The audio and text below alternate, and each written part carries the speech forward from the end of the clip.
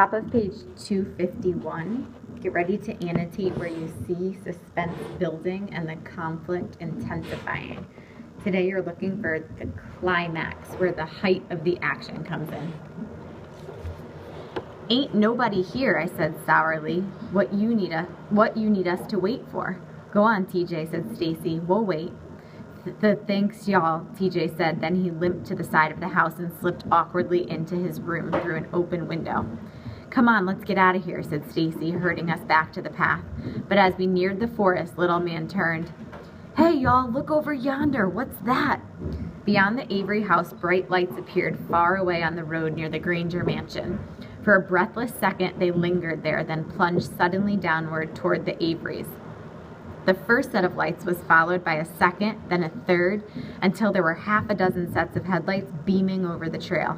"Well, what's happening?" cried Christopher John. For what seemed an interminable wait, we stood watching those lights drawing nearer and nearer before Stacy clicked off the flashlight and ordered us into the forest. Silently, we slipped into the brush and fell flat to the ground. 2 pickups and 4 cars rattled into the yard, their lights focused like spotlights on the Avery front porch. Noisy, angry men leaped from the cars and surrounded the house. Caleb Wallace and his brother Thurston, his left arm hanging akimbo at his side, pounded the front door with their rifle butts. "Y'all come on out of here," called Caleb. "We want that thieving, murdering of y'all's." "Stacy," I stammered, feeling the same nauseous fear I had felt when the nightmen had passed and when Papa had come home shot and broken.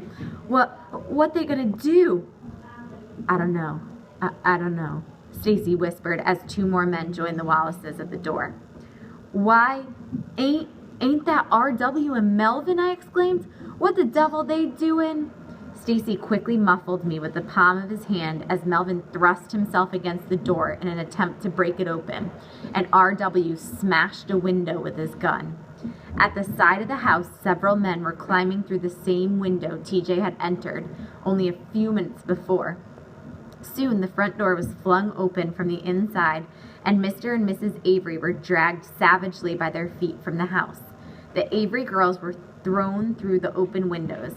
The older girls, attempting to gather the younger children to them, were slapped back and spat upon. Then quiet, gentle Claude was hauled out, knocked to the ground, and kicked. "Claude," whimpered Christopher John, trying to rise, but Stacy hushed him and held him down. We gotta get help." Stacy rasped, but none of us could move. I watched the world from outside myself. Then TJ emerged, dragged from the house on his knees. His face was bloody, and when he tried to speak, he cried with pain, mumbling his words as if his jaw were broken. Mr. Avery tried to rise to get him, but was knocked back. "Look what we got here," one of the men said, holding up a gun. "That pearl-handled pistol from Jim Lee's store." Right now, turn in your packet, answer questions 1 and 2.